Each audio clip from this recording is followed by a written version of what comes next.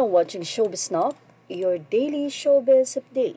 Sa kabila na naging statement nila Bea Alonso at Dominic Roque sa kanilang Instagram na unang ang nag-post si Bea at ito nga ay tinag o na-repost ni Dominic Roque sa kanyang Instagram na kung saan ay hiniling ni Bea Alonso na bigyan sila ng privacy. Doon ipinaliwanag din ni Bea Alonso kung bakit hindi natuloy ang engagement. Ito'y dahil tila nagmamadali nga sila at ipagpray nga daw na maging maayos ang lahat. Nagsalita rin si Bea Alonso sa mga naghayag ng kanilang breakup na ayon sa kanya ay walang consent. Ibig sabihin ay hindi sila sinabihan na ito ay ibabroadcast namin sa social media. Hindi naman din namin ni Bea Alonso kung sila ba ay break na ni Dominic maliban sa pagsasabi niyang kaya hindi natuloy ang kasal ay dahil tila na madali ito at maraming bagay na hindi sila napagkasunduan. Well, dahil dito ay marami pa rin nakisimpatya kay Dominic Roque kesa kay Bea Alonso.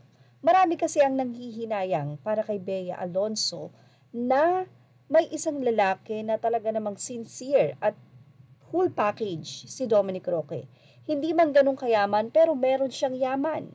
Dignidad, respeto, magalang sa babae at syempre yung mukha niya ay talaga namang guwapo. Kaya naman sa ilang mga netizen, huwag ka nang makipagbalikan hanggat maaari ay iwan mo na si Bea.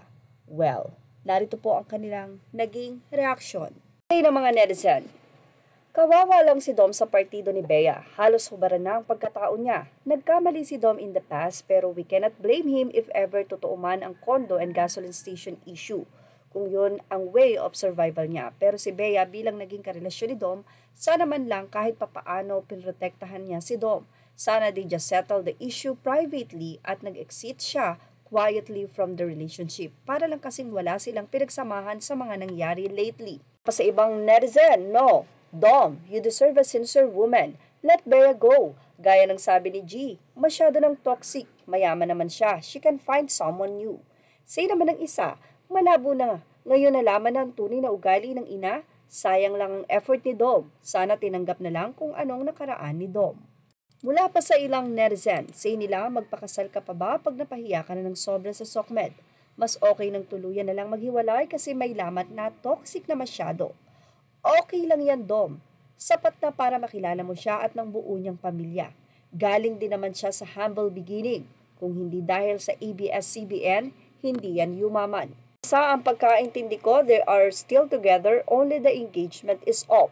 Well, mukhang tama naman ang netizen na ito. Sabi kasi sa statement ni Bea Alonso, after much thought, consideration, and care, we have mutually decided to amicably end our engagement. It was not an easy decision. We wanted to have more time to carefully deliberate and pray about it. But there have been many speculations, questions, and insults. Unfortunately, some even confirmed our breakup without our consent, and some created ridiculous stories that had no basis and were utterly false.